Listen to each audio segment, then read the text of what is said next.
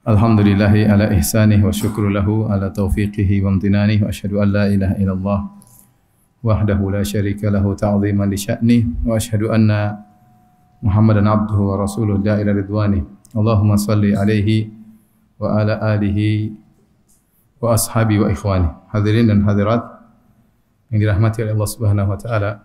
Al-Imam Al-Bukhari rahimahullahu taala meriwayatkan dalam sahihnya dari Atha bin Abi Rabah rahimahullah, beliau berkata, qala li Ibnu Abbasin radhiyallahu anhuma, yang merupakan guru dari Atha bin Abi Rabah, berkata kepadaku, ala adulluka ala imra'atin min ahli jannah, maukah aku tunjukkan kepada engkau seorang wanita penghuni surga. Siapa wanita tersebut? Hadhil mar'atu sauda atatin nabiyya sallallahu alaihi wasallam faqalat ya Rasulullah inni usra wa inni atakashaf. Inilah wanita berkulit hitam yang datang menemui Nabi sallallahu alaihi wasallam, wanita penghuni surga yang berkulit hitam yang datang kepada Nabi sallallahu alaihi wasallam. Kemudian dia berkata, ya Rasulullah, sungguhnya aku mengalami sara'. Sara' itu bisa diartikan penyakit epilepsi atau ayan, atau bisa diganggu oleh jin, ya, sehingga mengalami sara', ya. Ini usra wa inni atakashaf, dan kalau saya lagi kambuh penyakitnya, maka sebagian dari aurat saya tersingkap. Fadu'ullaha li, maka doakanlah saya wahai Rasulullah. Maka Rasulullah SAW berkata kepada wanita ini, in syi'ti sabarti walakil jannah. Kalau kau ingin, kau bersabar dan bagimu surga. Wa in syi'ti da'autullaha an yu'afiyaki. Kalau kau ingin, aku berdoa kepada Allah agar kau disembuhkan. Tinggal pilih mana. Sabar dapat surga, atau saya berdoa penyakitmu akan sembuh. Maka wanita ini berkata, asbir, saya pilih bersabar. Walakinni atakashaf. Ud'ullaha alla atakashaf. Ya Rasulullah, tetapi saya akan sabar, tapi kalau saya kambuh, maka tersingkap sebagian auratku. Doakanlah kepada Allah agar aku tidak tersingkap auratku tatkala aku sedang kambuh. Fada'alaha, maka Nabi pun mendoakan wanita yang berkulit hitam ini. Hadirin yang dirahmati Allah Subhanahu wa taala, ini contoh seorang wanita penghuni surga yang dia masuk surga karena kesabarannya. Ya, dia memilih untuk bersabar daripada kesembuhan dari penyakit. Karena di balik kesabaran tersebut Nabi menjanjikan surga. Dan bagaimana wanita ini berkulit hitam, bukanlah wanita yang cantik jelita, yang menawan penampilannya, yang tasnya mewah atau sepatunya mewah atau mobilnya mewah. Seorang wanita berkulit hitam yang mungkin orang jika memandangnya tidak tertarik dengannya, tetapi ternyata dia penghuni surga. Kenapa? Dia seorang wanita yang sabar. Ini tidak ingin auratnya sedikit pun terlihat. Maka dia berdoa atau meminta kepada Nabi sallallahu alaihi wasallam agar Allah menutup auratnya tatkala dia sedang kambuh. Ini dalil yang paling besar bahwasanya kesabaran mendatangkan surga. Dan terlalu banyak dalil dalam Al-Quran yang menunjukkan bahwasanya sebab masuk surga adalah sabar. Di antaranya firman Allah Subhanahu wa taala tatkala Allah bercerita tentang Ibadur Rahman yang Allah puji di akhir surat Al-Furqan, wa ibadur rahmanil ladzina yamshuna 'alal ardi hauna wa idza khatabahumul jahiluna qalu salama wal ladzina yabituna li rabbihim sujada wa qiyama, dan seterusnya. Di akhir ayat Allah mengatakan, ulaika yujzaunal ghurfata bima sabaru. Mereka itulah ibadur rahman, mereka diberi balasan oleh Allah dengan surga bima sabaru, karena kesabaran mereka. Sabar dalam menghadapi gangguan, sabar tatkala diuji, sabar dalam jalan ketaatan. Demikian juga Allah sebutkan dalam surat Ar-Ra'd tentang orang-orang masuk surga karena kesabaran. Kata Allah Subhanahu wa taala, walladzina kata Allah Subhanahu wa taala, walladzina yasiluna ma amara Allah bihi ayyusal wa yakhshawna rabbahum wa yakhafuna su'al hisab.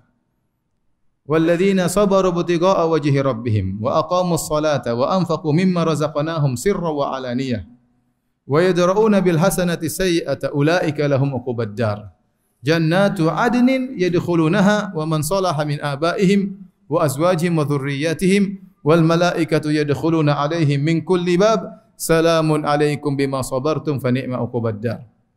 Allah bercerita tentang penghuni surga kata Allah dan orang-orang yang mereka menyambung silaturahmi, ya. Orang-orang yang takut dengan hisab mereka pada hari kiamat kelak, orang-orang yang berinfak di jalan Allah Subhanahu wa taala, orang-orang yang membalas keburukan dengan kebaikan, maka bagi mereka kesudahan yang indah. Mereka masuk surga yang kekal di dalamnya bersama dengan orang tua mereka yang soleh, bersama dengan istri mereka yang soleha, bersama dengan anak-anak mereka yang soleha. Maka malaikat masuk menemui mereka melalui pintu-pintu surga. Malaikat berkata, salamun alaikum bima sabartum. Keselamatan bagi kalian atas kesabaran kalian. Ini dalil bahwasanya masuk surga karena apa? Karena kesabaran.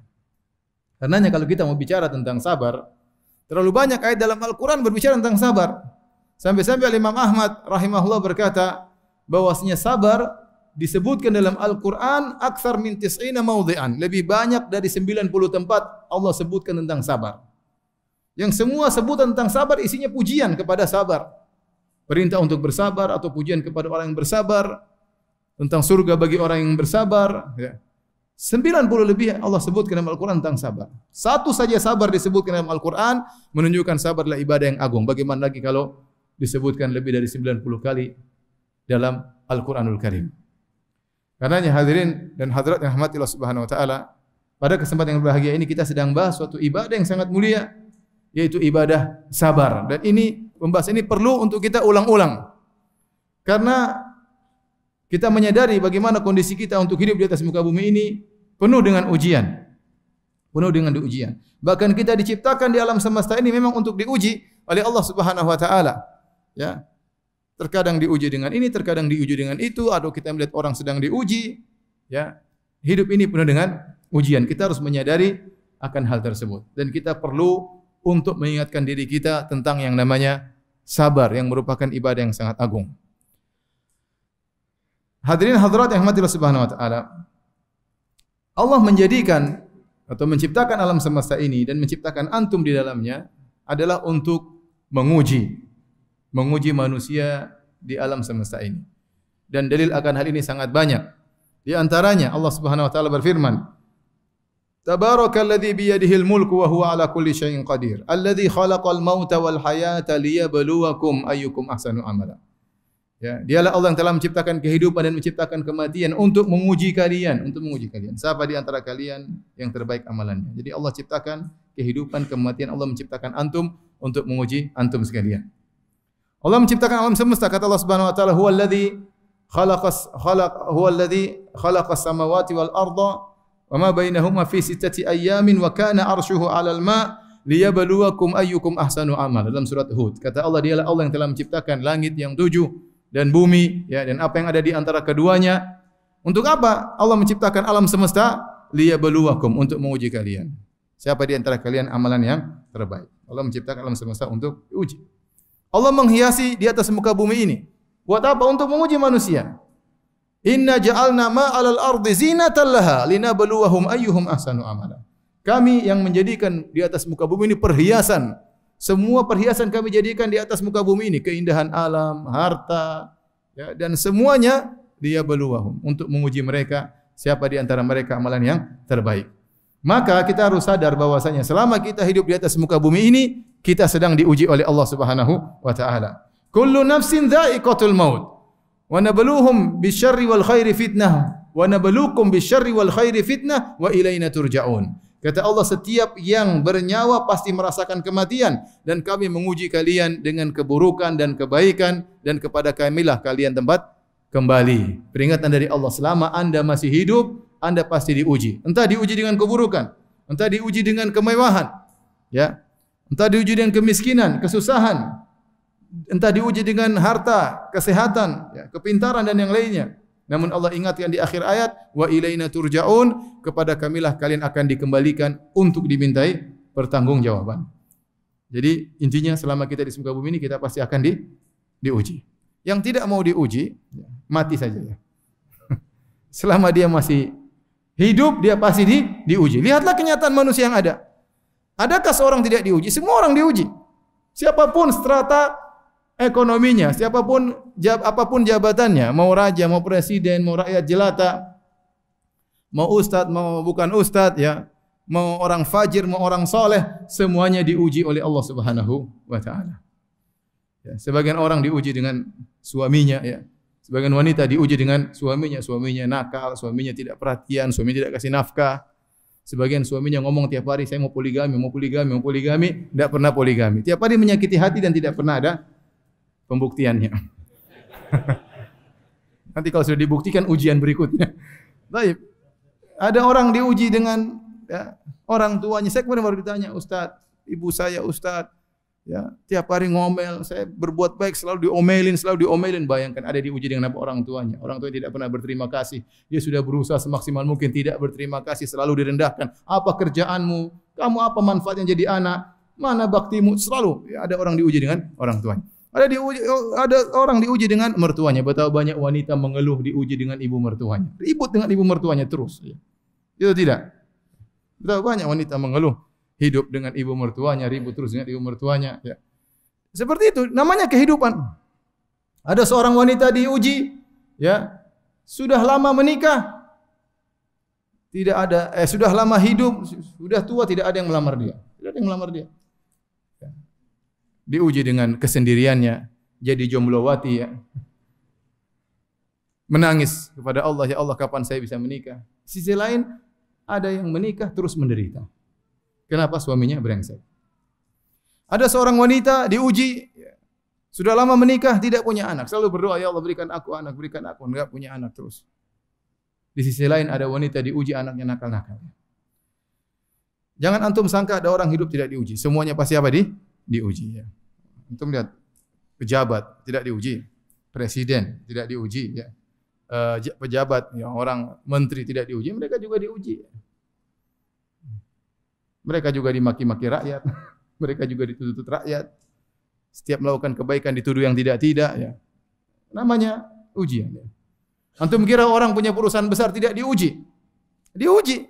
Kita punya kawan-kawan, ada yang punya perusahaan besar. Mereka diuji juga. Diuji pas musim gajian. Waduh, ada 1000 pegawai harus digaji. Pikir mereka pusing. Pegawainya yang miskin-miskin yang mau digaji, enggak pusing, senang. Sebentar lagi gajian. Yang punya perusahaan mikir gimana menggaji mereka. Apalagi kalau sudah lebaran, THR, bayangkan. Tidak kerja sebulan dikasih bonus, gaji sebulan. Yang pusing siapa? Yang pusing yang punya perusahaan. Padahal perusahaannya apa? Besar. Jadi ikhwan, sudahlah. Ente jangan berkhayal tidak diuji dalam kehidupan ini. Apalagi jika antum beriman kepada Allah Subhanahu wa Ta'ala. Lebih lagi dijanjikan ujian. Lebih lagi dijanjikan ujian oleh Allah Subhanahu wa Ta'ala. Alif Lam Mim, ahasiban nasu ayyutraku ayyakulu amanna wa hum la yuftanun. Ya. Alif Lam Mim. Apakah manusia dibiarkan mengaku-ngaku telah beriman dan mereka tidak diuji? Wa laqad fatanna alladziina min qablihim fala ya'lamanna Allahu alladziina shadaqu wa la ya'lamanna al-kadzibin. Sungguh kami telah menguji orang-orang sebelum mereka. Kalian akan diuji sebagaimana orang-orang sebelum kalian juga pernah diuji. Kami akan menguji mereka agar Allah mengetahui mana yang imannya benar dan mana iman yang tidak benar. Jadi pasti diuji. Justru antum mengatakan kami beriman, maka akan diuji oleh Allah Subhanahu wa taala. Am hasibatum an tadkhulul jannata wa lamma ya'tikum mathalul ladzina khalau min qablikum massathumul ba'sa'u wadh-dharra'u wa zulzilu. Apa kalian menyangka akan masuk surga sementara belum datang ujian yang menimpa kalian sebagaimana yang menimpa orang-orang sebelum kalian? Massathumul ba'sa'u wadh-dharra'u wa zulzilu. Mereka ditimpa dengan kesulitan, dengan penderitaan, digoncang oleh Allah Subhanahu wa taala. Inilah tabiat kehidupan, bahwasanya tidak ada orang yang tidak diuji dalam kehidupan ini, ya. Allah Subhanahu wa taala menekankan, ya, la uqsimu bihadzal balad wa anta hillum bihadzal balad wa walidi wa ma walad laqad khalaqnal insana fi kabad. Kata Allah, sungguh aku bersumpah dengan negeri Mekah, dengan kota Mekah. Dan engkau tinggal di kota Mekah, dan demi orang tua dan demi anaknya, ya. Apa yang Allah sumpahkan? Laqad khalaqnal insana fi kabad. Sungguh kami telah ciptakan manusia dalam susah payah. Manusia diciptakan dalam kesusah payahan. Tidak ada, ya, selalu happy, itu enggak ada. Itu mustahil. Karena Allah sudah bersumpah, laqad khalaqnal insana fi kabad. Kami ciptakan manusia dalam kepayahan. Sejak dia lahir, belum lahir dia sudah bikin repot ayah dan ibunya. Dalam perut ibunya dia bikin ibunya muntah-muntah, susah, ngidam, bikin bapaknya setengah mati. Dia lahir dengan tangisan, dengan kepayahan, dan seterusnya kehidupan kesulitan satu demi yang lainnya. Ya. Kemudian dia harus sekolah, harus belajar, susah atau tidak? Harus sekolah, harus belajar, dimarahin orang tua, diomelin orang tua, dimarahin guru, dikasih PR. Enggak ada yang santai-santai, semuanya setengah mati. Sudah remaja, kemudian belajar lagi, kemudian sekolah, kemudian cari pekerjaan, belum tentu diterima, lamar sana, lamar sini. Sudah punya duit, cari istri, setengah mati lagi. Ya, jomblo bertahun-tahun, ya. Melamar sana ditolak, melamar sini ditolak, duit tidak ada. Ya. Kemudian akhirnya dapat seorang akhwat, ternyata akhwatnya masalah. Ya. Ternyata suka ngomel tiap hari, nuntut sana, nuntut sini, dapat mertua kurang ajar, waduh repot. Sebagian orang tidak begitu ya. Maksud saya, banyak orang mengalami seperti itu ya. Banyak ya. Penderitaan. Nanti sakit, nanti ini ya. Berusaha dikhianati orang, ditipu orang ya. Dan macam-macam. Nanti menjelang meninggal, kemudian dalam kondisi sakaratul maut dengan kepayahan, sudah meninggal, dikuburkan, ditanya oleh malaikat mungkar dan nakir, mengalami kehidupan alam barzah, dibangkitkan dalam kepayahan. Demikianlah manusia, laqad khalaqnal insana fi kabad. Tidak ada manusia luput dari apa? Kepayahan. Dia akan hidup dalam kepayahan. Ini semua ayat mukaddimah yang saya sampaikan ingin menjelaskan kepada antum sekalian bahwasanya kita hidup dunia ini harus siap untuk diuji. Dan kalau kita bisa menghadapi ujian tersebut dengan suatu ibadah yang namanya sabar, maka kita akan meraih surga yang sangat tinggi. Karena itu ibadah yang sangat mulia, ibadah yang sangat agung. Sampai Allah sebutkan dalam Al-Quran lebih dari 90 kali tentang sabar yang menunjukkan agungnya ibadah sabar tersebut. Hadirin dan hadirat yang dirahmati oleh Allah Subhanahu wa taala. Apa itu sabar? Sabar dalam bahasa Arab artinya al-habsu, yaitu artinya menahan. Ya. Artinya seorang yang sabar, dia menahan lisannya, menahan hatinya, dan menahan jawarihnya, anggota tubuhnya. Dia menahan hatinya, jangan sampai dia suudzon kepada Allah Subhanahu wa taala. Jangan sampai dia protes dengan keputusan Allah Subhanahu wa taala. Ya, maka dia ridha dengan keputusan Allah Subhanahu wa taala. Dia ridha. Allah telah mentakdirkan demikian dan dia tidak akan keluar dari takdir Allah Subhanahu wa taala dan dia tahu ini semua dari Allah Subhanahu wa taala. Kemudian dia sabar dengan lisannya, dia tahan lisannya. Jangan sampai dia mengucapkan kata-kata yang menunjukkan dia protes dengan takdir Allah Subhanahu wa taala. Kemudian dia menahan anggota tubuhnya, jangan sampai dia melakukan hal-hal yang menunjukkan dia protes terhadap keputusan Allah Subhanahu wa taala. Makanya Nabi SAW mengatakan laisa minna man darabal khududa wa syaqqal juyuba wa da'a bid'awal jahiliyah. Bukan dari golongan kami seorang tatkala terkena musibah kemudian dia tampar-tampar pipinya, kemudian dia robek-robek bajunya, jambak-jambak rambutnya, kemudian banting sana banting sini. Itu semua menunjukkan dia tidak sabar. Maka orang kalau mau sabar, menjalankan yang namanya sabar, dia menahan hatinya, menahan lisannya dan menahan apa? Anggota tubuhnya. Baru dikatakan dia telah bersabar. Dan ini memang ibadah yang tidak mudah, ibadah yang berat ya. Makanya kalau seorang yang bisa mencapai derajat sabar, dia telah mendapatkan karunia yang sangat besar. Kata Nabi SAW, "Wa ma utiya ahadun ata'an khairan wa awsa' minas sabar." Tidaklah seorang diberikan suatu anugerah yang lebih luas dan lebih baik daripada sabar. Siapa yang memiliki sifat sabar, tenang dalam menghadapi masalah, ya. Tatkala diuji dia bisa tenang, dia bisa tahan lisannya, dia bisa tahan hatinya, dia bisa tahan anggota tubuhnya, maka dia telah beri anugerah yang sangat besar. Kenapa? Karena ganjarannya sangat besar. Kata Allah Subhanahu wa taala, "Innama yuwaffas sabiruna ajrahum bighairi hisab." Sungguhnya orang-orang yang bersabar disempurnakan pahala mereka tanpa batas, kata Allah Subhanahu wa taala. Baik. Hadirin dan hadirat yang rahmatillah Subhanahu wa taala. Bentuk-bentuk sabar. Ini sering kita sampaikan tapi kita ulang-ulang lagi ya. Kebanyakan orang tatkala berbicara tentang sabar, mereka menyangka bahwasanya yang namanya sabar hanyalah sabar tatkala terkena musibah. Padahal sabar itu ada 3. Sabar itu ada 3. Yang pertama, sabar dalam menjalankan ketaatan. Yang kedua, as-sabru anil ma'siyah, sabar dalam meninggalkan kemaksiatan. Dan yang ketiga, sabar ala aqdarillah al-mu'limah, sabar tatkala mendapat musibah. Ini 3 jenis kesabaran yang disebutkan oleh para ulama. Semuanya butuh kesabaran.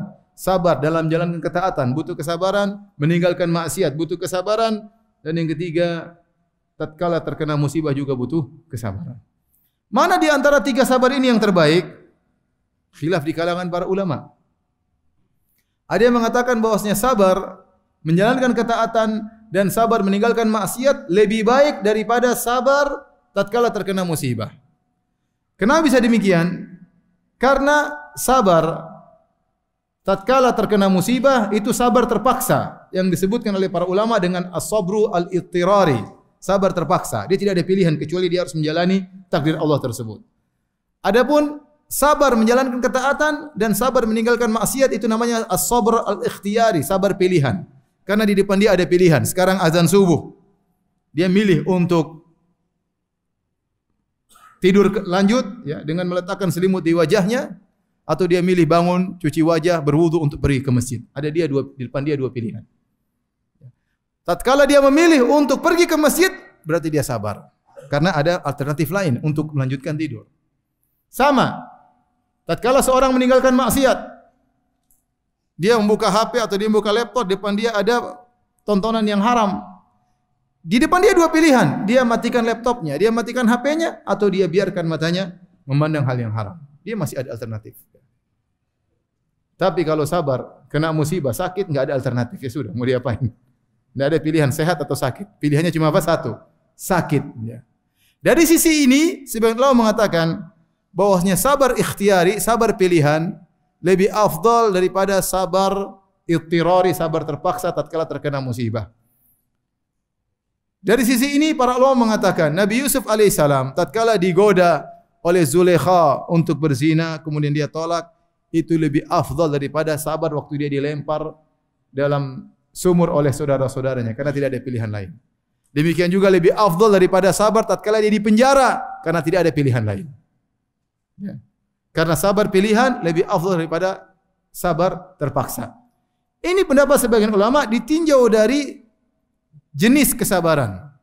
Saya ulangi, bahwasanya secara jenis, sabar dalam menjalankan ketaatan dan sabar meninggalkan maksiat lebih afdal daripada jenis sabar menghadapi musibah secara jenis. Ya. Tetapi kalau ditinjau dari secara kenyataan bisa jadi tidak demikian. Saya kasih gambaran sederhana ya. Secara umum bid'ah secara jenis lebih buruk daripada jenis maksiat. Jenis bid'ah lebih buruk daripada jenis maksiat. Kenapa? Karena bid'ah ahabbu ila syaitan minal ma'siyah. Bid'ah lebih disukai oleh syaitan daripada maksiat. Kenapa? Karena orang melakukan bid'ah dia tidak bakalan bertobat karena dia merasa benar. Adapun orang melakukan maksiat dia merasa salah, suatu saat dia akan bertobat. Dari sisi jenis maka bid'ah lebih buruk daripada maksiat. Tapi kalau dari praktek bisa jadi ada suatu bid'ah yang lebih buruk daripada, bisa jadi satu maksiat lebih buruk daripada bid'ah. Contoh misalnya maksiat berzina, ya tentu lebih buruk daripada bid'ah tahlilan misalnya. Tentu lebih buruk. Karena zina, ya, rajam dan yang lainnya, ya, diancam di neraka dan macamnya. Ya. Tapi secara jenis, ya, kalau seandainya ada bid'ah dan maksiat satu level, maka lebih buruk apa? Bid'ah. Paham atau tidak? Ini ditinjau dari secara jenis. Saya katakan demikian pula, bahwasanya kesabaran dalam menjalankan ketaatan dan meninggalkan maksiat secara jenis dia lebih afdal daripada kesabaran tatkala terkena musibah. Kenapa? Karena sabar menjalankan ketaatan dan meninggalkan maksiat sabar pilihan. Adapun sabar tatkala menghadapi musibah itu sabar terpaksa, ya, sabar terpaksa. Sama seperti seorang orang itu zuhud dia. Ya, memang zuhud, memang dia enggak punya duit, gimana mau enggak zuhud? Zuhud terpaksa. Yang satunya zuhud, dia punya duit tapi dia sedekahkan, zuhud pilihan. Mana lebih afdal, zuhud pilihan atau zuhud terpaksa? Zuhud pilihan tentunya. Ini dia belum diuji aja, diuji dengan duit belum tentu apa? Zuhud ya. Tapi maksud saya itu yang menyebabkan sebenarnya mengatakan bahwasanya sabar Menjalankan ketaatan dan meninggalkan maksiat secara jenis lebih afdal daripada sabar tatkala terkena musibah. Tetapi kalau ditinjau dari praktek nyatanya, bisa jadi sabar tatkala terkena musibah lebih afdal daripada sabar menjalankan ketaatan atau meninggalkan kemaksiatan. Contoh, seorang putranya meninggal. Musibah atau bukan? Musibah. Tentu itu lebih berat, pahalanya lebih besar daripada dia hanya bangun pergi sholat subuh. Dia untuk bisa bangun sholat subuh dalam rasa ngantuk, butuh kesabaran. Dia harus lawan rasa ngantuknya, dia harus bangun, dia harus berwudu, pergi ke masjid. Ini pahalanya besar. Tetapi ditinjau dari kenyataannya, tentu orang yang diuji dengan putranya meninggal itu lebih apa? Lebih berat. Maka pahalanya lebih besar. Intinya para hadirin dan hadirat Allah Subhanahu wa taala, kita harus sadar bahwasanya dalam kehidupan ini kita dihadapi dengan 3 ujian. Ujian untuk menjalankan perintah Allah, ujian untuk meninggalkan larangan Allah, dan ujian untuk menerima apa yang Allah takdirkan kepada kita dari musibah-musibah yang Allah tetapkan kepada kita. Nah, bagaimana kita bisa bersabar tatkala kita menghadapi ini semua, ya? Bagaimana kita menanamkan sabar dalam diri kita agar kita bisa menghadapi segala ujian yang Allah berikan kepada kita. Tentunya kita berusaha semaksimal mungkin, berusaha untuk bersabar semaksimal mungkin. Kita berusaha untuk selalu bisa sabar. Terkadang kita tidak sabar, itu manusiawi. Tatkala kita tidak sabar, segera istighfar kepada Allah Subhanahu wa taala. Tapi kita ingin semaksimal mungkin kita selalu bersabar tatkala diuji oleh Allah Subhanahu wa taala. Nah, saya pada kesempatan kali ini lebih fokus kepada sabar tatkala terkena musibah. Apa yang kita lakukan, apa yang perlu kita renungkan agar kita tatkala terkena musibah kita bisa lebih bersabar.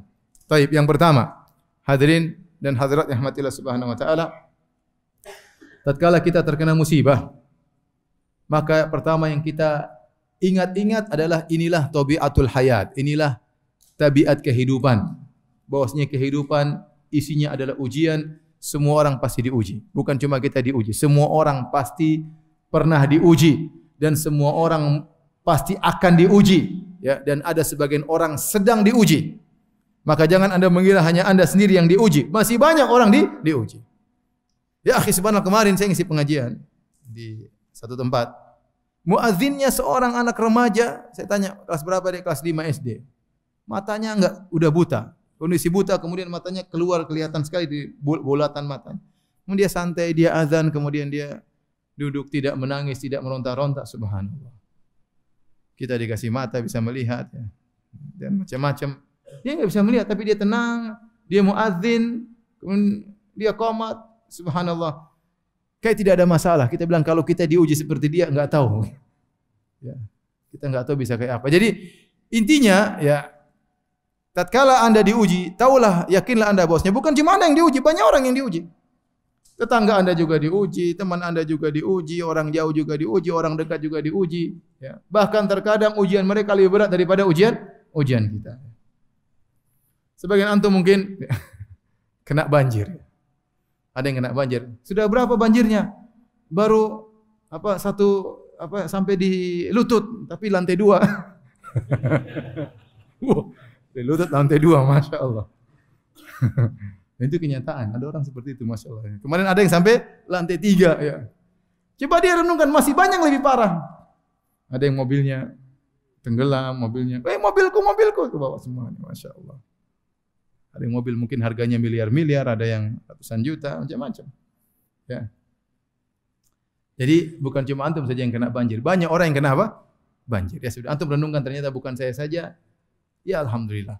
Ini ujian yang saya hadapi dan dihadapi juga oleh banyak orang. Ini meringankan ujian kita karena kita tahu inilah tabiat daripada kehidupan. Sifat kehidupan adalah memberi ujian kepada orang yang hidup di dalam kehidupan tersebut. Tidak mungkin antum menghindari ujian tersebut.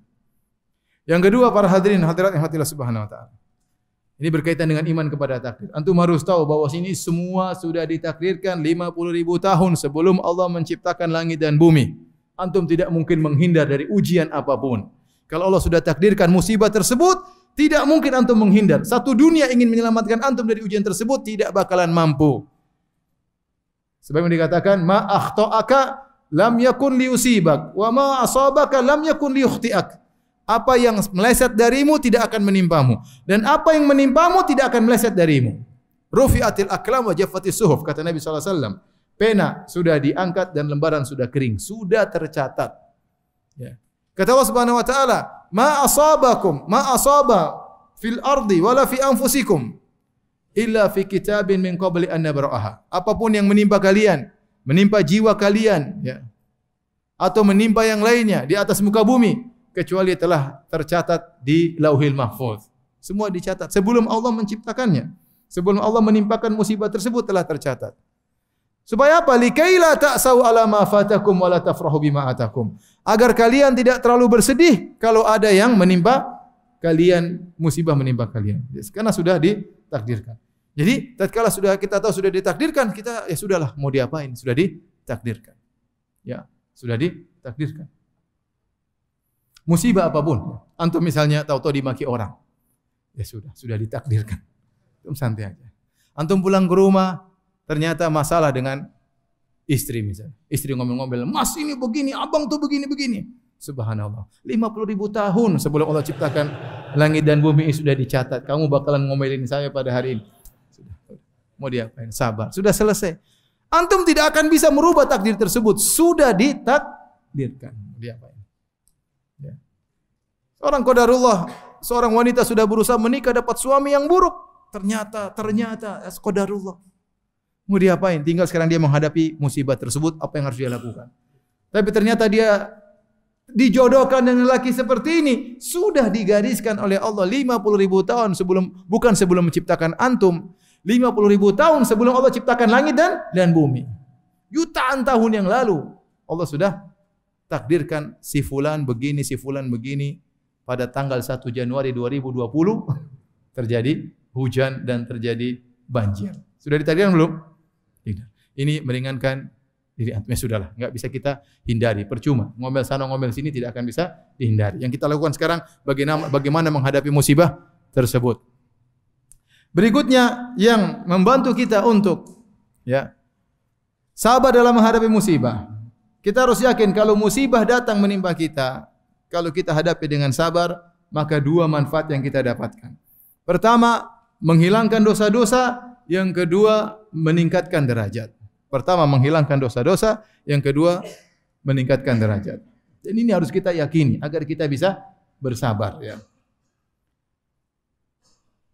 Makanya Nabi SAW mengatakan, "La tasubbul humma, fa innaha tudhibu khataya ibni Adam kama yudhibul kir khabathal hadid." Janganlah kalian mencela demam, karena demam itu bisa menghilangkan dosa-dosa. Sebagaimana alat pandai besi menghilangkan karat besi. Alat pandai besi, ada besi berkarat, ditempa, dibakar sampai mengkilat kembali, karat-karatnya hilang. Sama, seorang terkena penyakit demam, dosa-dosanya berguguran, itu baru demam. Ya. Seorang sembuh setelah itu, tapi dosa-dosanya berguguran. Makanya Nabi mengajarkan kepada kita, kalau kita berkunjung kepada orang yang sakit, kita bilang apa? Tahur, insyaAllah. Tahur itu artinya suci. Bahwasanya dosa itu akan mensucikan, penyakit itu akan mensucikan dosa-dosamu. Tahur, ini penyakit tahur, pensuci, penggugur dosa-dosamu. InsyaAllah. InsyaAllah ini bukan pengharapan, tapi pasti. Kalau kamu sabar, pasti penyakit ini akan menggugurkan dosa-dosamu. Kalau itu Nabi berbicara tentang demam, bagaimana lagi penyakit yang lain? Penyakit yang lebih berat, penyakit yang berbulan-bulan, penyakit yang menahun. Bagaimana musibah yang lain? Ya. Banjir, ada yang meninggal, kehilangan harta. Kalau demam saja menggugurkan dosa, apalagi lebih daripada itu. Lebih enak mobil antum hilang atau kena demam? Mending demam daripada mobil hilang. Kita saja bekerja sampai demam, sampai mau mati gara-gara pengen beli mobil. Jadi maksud saya, ya kalau demam saja menghilangkan dosa-dosa, apalagi kemudian ternyata rumah rusak, kena banjir, kemudian genteng bocor dan yang lainnya, itu jelas kalau kita sabar jelas menghilangkan apa? Dosa-dosa. Bagaimana lagi jika ujiannya sangat berat? Bayangkan sebagian orang anaknya meninggal dunia. Saya ada dulu kenalan di Jogja, subhanallah. Anaknya satu-satunya semata wayang. Dia sangat sayang, anaknya soleh, rajin ke masjid, ikut pengajian, subhanallah. Anaknya kuliah kedokteran, begitu lulus meninggal dunia, masya Allah. Allah tidak ambil anaknya sejak kecil. Setelah anaknya jadi orang soleh, setelah kuliah, wisuda, jadi dokter, meninggal dunia. Bayangkan betapa berat ujian yang dihadapi oleh orang tersebut. Makanya datang dalam hadis Allah berkata kepada malaikat, tatkala idza mata waladul abd, jika anak seorang hamba meninggal dunia, maka Allah berkata kepada para malaikatnya, qabattum walada abdi, apa kalian telah mencabut ruh putra hambaku? Kata malaikat, na'am. Kata Allah, qabattum thamarata fuadihi, apakah kau telah mengambil buah hati dari hambaku? Kata malaikat, iya ya Allah. Madza qala abdi, apa yang dikatakan hambaku tatkala kalian mengambil ruh buah hatinya?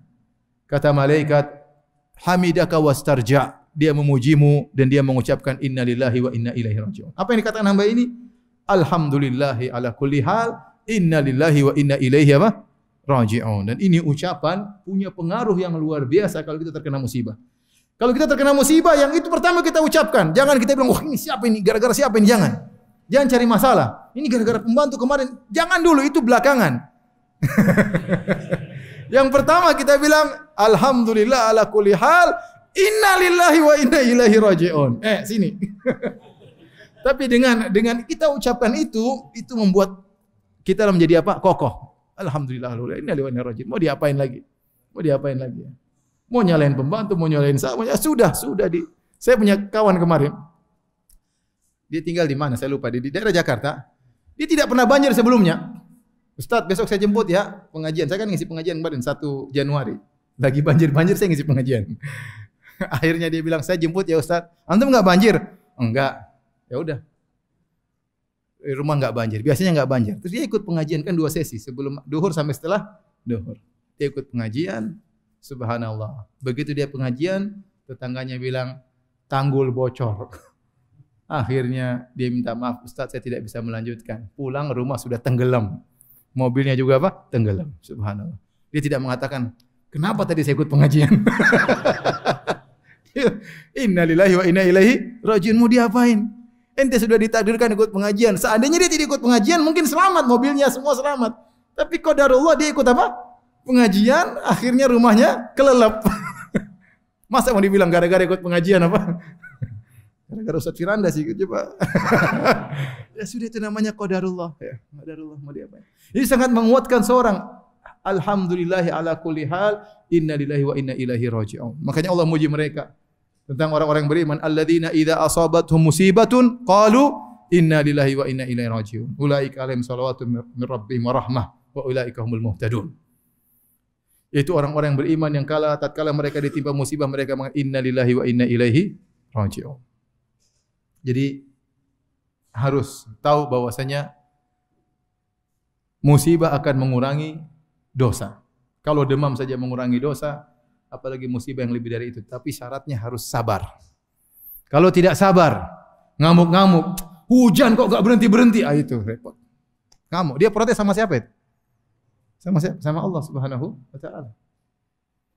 Tidak sabar, tidak mengurangi dosa-dosanya kalau begitu caranya. Tidak mengurangi dosa-dosanya. Ya.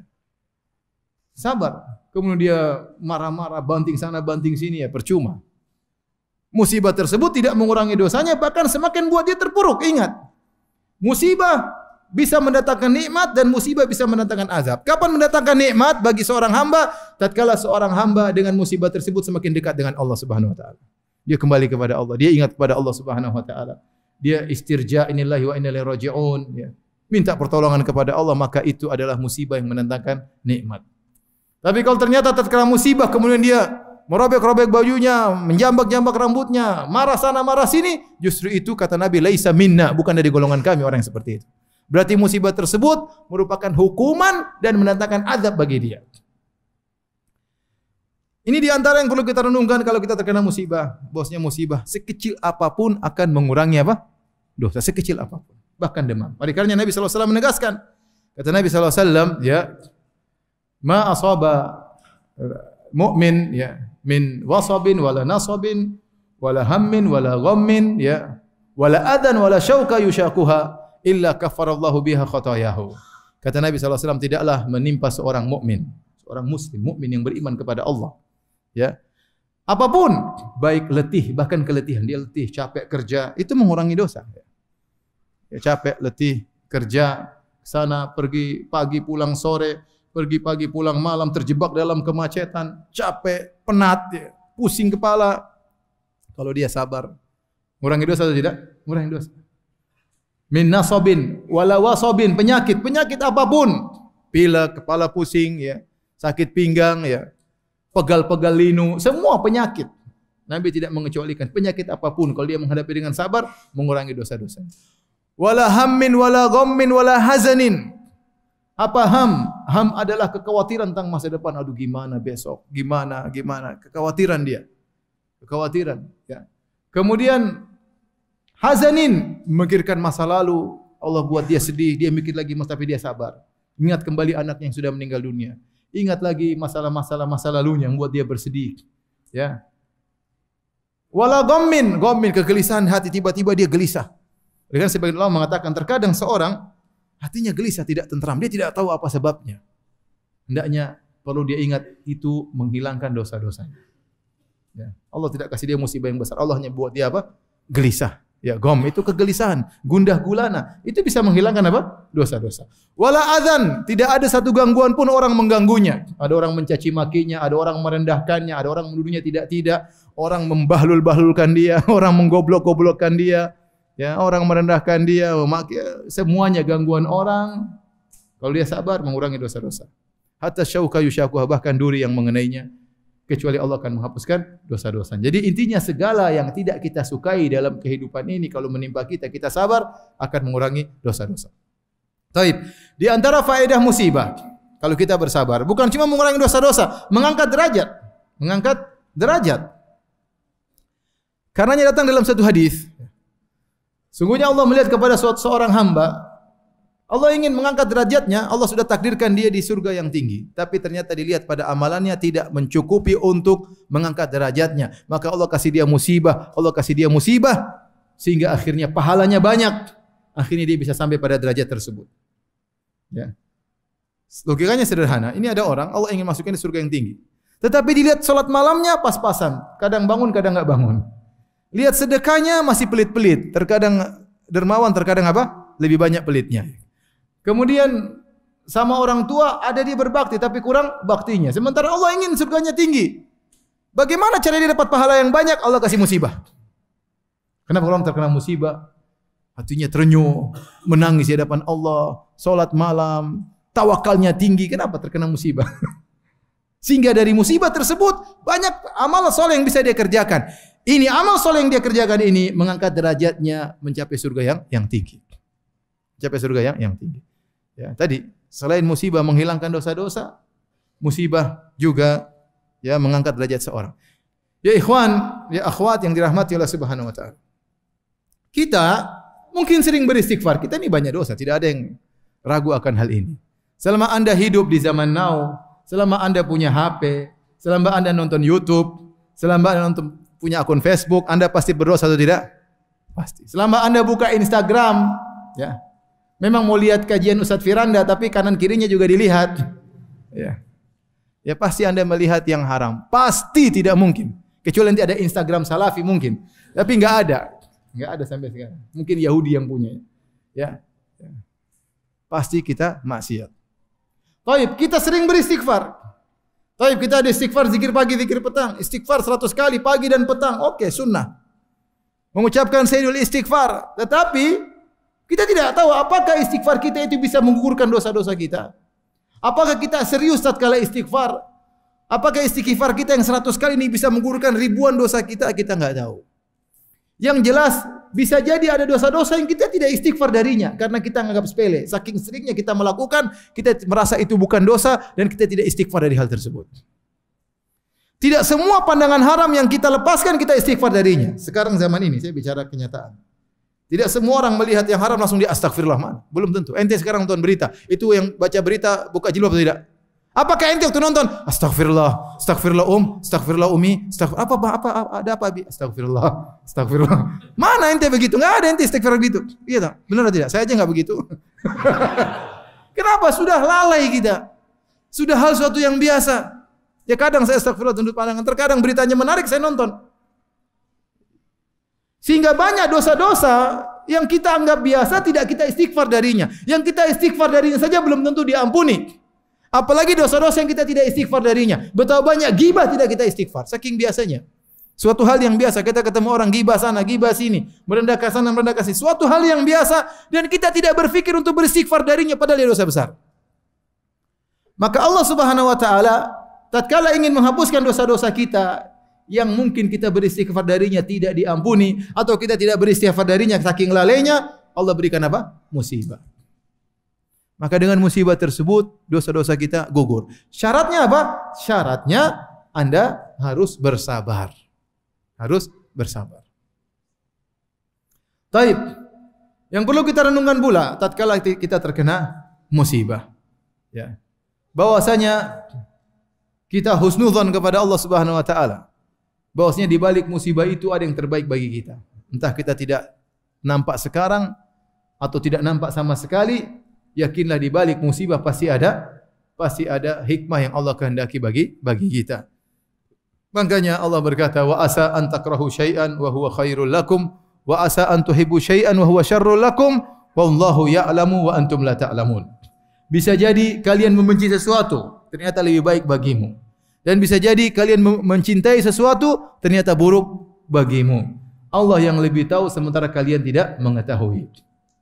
Dalam ayat yang lain kata Allah, wa asa an takrahu syai'an wa yaj'alallahu fihi khairan katsira. Bisa jadi kalian membenci sesuatu, ternyata di balik kebencian tersebut Allah jadikan banyak kebaikan.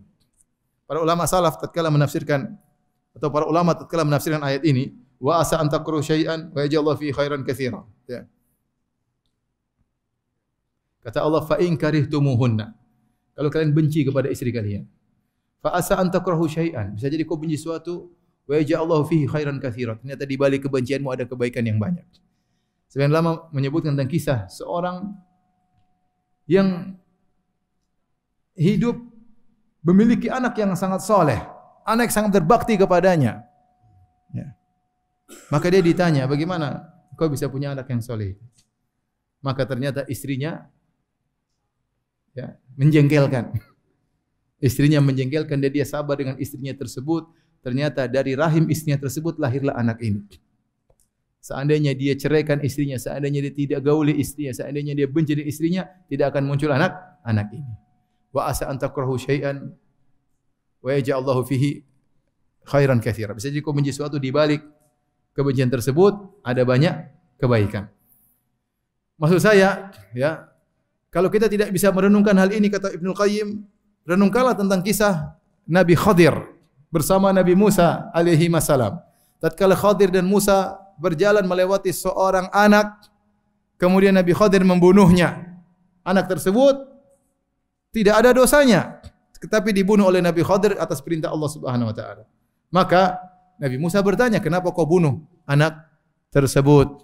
Maka Nabi Khadir pun menjelaskan bahwasanya anak ini di kemudian hari akan menggelincirkan kedua orang tuanya terjerumus dalam kemaksiatan atau kekufuran. Maka dia dimatikan dan bisa jadi Allah gantikan anak yang lebih baik daripada anak ini. Ini logika sederhana kata Ibnu Qayyim rahimahullah taala. Bisa jadi kau cinta sesuatu, Allah ambil yang kau cinta tersebut karena di balik yang kau cintai tersebut ada keburukan. Bisa jadi seorang lahir anaknya, kemudian begitu lahir meninggal dunia. Dia tidak tahu ternyata anak ini kalau besar kemudian cacat, kemudian berat, belum tentu dia sabar menghadapi anak ini. Atau bisa jadi kalau besar anak ini nakal, ya sudah, dia ridho dengan keputusan Allah. Ya, bahwasanya apa yang Allah takdirkan saat itu lebih baik bagi dirinya. Ya. Karena banyak hal yang kita tidak tahu di balik musibah-musibah yang menimpa kita. Terkadang kita terkena musibah agar kita tidak sombong, agar kita tidak angkuh. Kita sudah lama tidak ibadah kepada Allah, kita sudah lama tidak terenyuh kepada Allah, Allah kasih musibah. Akhirnya kita tiap malam salat malam. Jadi banyak. Bisa jadi intinya kalau Allah kasih kita musibah, kita husnudzon. Bosnya di balik musibah ini pasti ada kebaikan yang Allah kehendaki. Taib hadirin dan hadirat yang rahmatillah subhanahu wa ta'ala. Di antara hal yang memudahkan kita untuk meninggalkan musibah. Kalau kita terkena musibah, maka ingatlah kebaikan-kebaikan Allah yang Allah berikan kepada kita.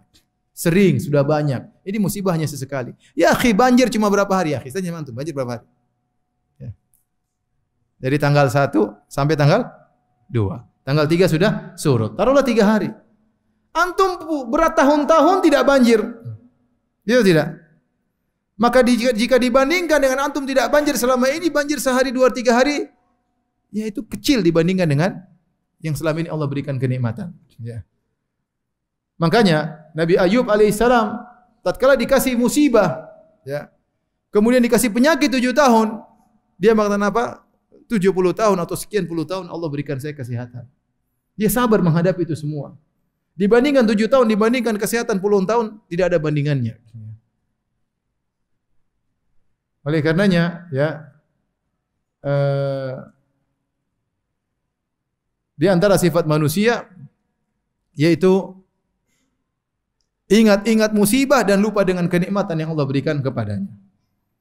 Maka seorang tatkala terkena musibah, segera dia ingat-ingat nikmat yang pernah dia rasakan. Saya dikasih banyak kenikmatan oleh Allah Subhanahu wa taala. Sesekali saya dikasih sakit, sesekali saya dikasih musibah, sesekali saya dikasih banjir. Pasti ini adalah kebaikan bagi saya. Banyak faedah, kita tidak sombong, tidak angkuh. Kita kembali kepada Allah Subhanahu wa taala. Kita tahu bahwasanya alam ini ada yang menguasainya, Allah Subhanahu wa taala. Kita kembali sadar untuk bertobat dari dosa-dosa yang kita lakukan. Kita banyak istighfar dan banyak faedah tatkala seorang terkena musibah. Ya, dengan demikian maka dia akan merasa ya, lebih ringan. Makanya disebutkan ada seorang tatkala melihat orang lain sedih murung, maka dia bilang, ini 2 kertas, colok kamu ngisi. Satu isi tentang musibahmu, satu isi tentang nikmat yang kau rasakan. Ya, dia ngisi tentang musibah, mungkin sakit hati, ya, kemudian tidak punya duit misalnya, atau ngelamar ditolak, misalnya banyak, 1, 2, 3, 10 poin, 10. Tapi coba dia isi tentang daftar kenikmatan yang dia rasakan, banyak sekali. Kesehatan, pandangan yang ini, pendengaran yang baik, ya. Bisa sholat, bisa ini, banyak, enggak akan habis-habis. Wa in ta'uddu ni'matallahi la tuhsuha. Kalau kalian hitung-hitung nikmat Allah, kalian tidak akan bisa menghitungnya. Maka dengan mengingat nikmat-nikmat yang Allah berikan kepada kita, musibah itu akan menjadi lebih ringan, ya. Seorang mobilnya hilang, mobilnya rusak. Alhamdulillah selama ini dia bisa naik mobil bertahun-tahun. Sesekali mobilnya rusak, ya sudahlah. Ini musibah, ya. Sesekali Allah berikan, tentu ada hikmah di balik musibah ini, ya. Taib. Di antaranya yang meringankan kita tatkala terkena musibah, lihat kepada orang yang lebih parah musibahnya. Kata Nabi sallallahu alaihi wasallam, "La tanzuru ila man fawqakum, walakin inzuru ila man asfala minkum, fa innahu ajdaru alla tasdaru ni'matallahi alaikum." Janganlah kalian lihat ke atas, tapi lihatlah orang yang di bawah kalian, maka kalian tidak akan meremehkan nikmat yang Allah berikan kepada kalian. Orang terkena musibah apapun, pasti ada yang lebih parah daripada yang dia alami. Ya. Sekarang kita bicara banjir, tempat lain ada yang lebih parah, ada yang rumahnya hilang, ada yang meninggal dunia. Kita tidak usah bicara luar, di Indonesia saja. Tingkatan banjir bertingkat-tingkat atau tidak? Bertingkat-tingkat. Ada yang cuma 1 meter, lantai 2. Ada yang rumahnya kelelep. Ada yang bukan cuma rumahnya, mobilnya juga hilang. Ya. Ada yang bukan cuma rumah, ada yang nyawanya hilang. Ada yang kesetrum, yang tahu sekarang berapa sudah meninggal dunia. Tatkala dia merenungkan tersebut, dia tahu bahwasanya ya, musibah itu bertingkat-tingkat dan dia akan lebih ringan tatkala dia tahu bahwasanya ada yang lebih parah musibahnya. Ya. Hadirin dan hadirat yang rahmatillah subhanahu wa ta'ala, inilah ya mungkin sedikit yang bisa sampaikan pada kesempatan kali ini. Ya. Semoga kawan-kawan kita yang diberi musibah oleh Allah Subhanahu wa ta'ala bisa bersabar dan diberi ganjaran yang besar oleh Allah Subhanahu wa ta'ala. Antum yang diberi kemudahan oleh Allah, jangan lupa untuk terus membantu. Sungguhnya membantu di saat musibah, di saat kesulitan itu pahalanya lebih besar daripada hari-hari biasa. Oleh karenanya Allah Subhanahu wa taala berfirman, "Falaqatahamal aqabah wa ma adraka mal aqabah, fakku raqabah aw it'amun fi yaumin dzi masghabah, yatiman dza maqrabah aw miskinan dza matrabah." Kata Allah Subhanahu wa taala, di antara sedekah yang terbaik adalah au it'amun fi yaumin dzi masghabah, memberi makan di waktu hari kelaparan. Ini lebih afdal pahalanya daripada hari-hari biasa. Demikian juga au miskinan dza matrabah, membantu seorang miskin yang tidak punya apa-apa kecuali tanah. Ini orang yang sangat miskin, lebih besar pahalanya daripada membantu miskin biasa. Ya, tatkala kita tahu saudara kita sekarang dalam menghadapi kesulitan, kekurangan makanan misalnya, atau dalam terkena musibah, maka hendaknya kita bantu, kesempatan bagi kita untuk meraih pahala sebesar-besarnya. Wallahu taala alam bisawab. Kalau ada yang bertanya saya persilahkan.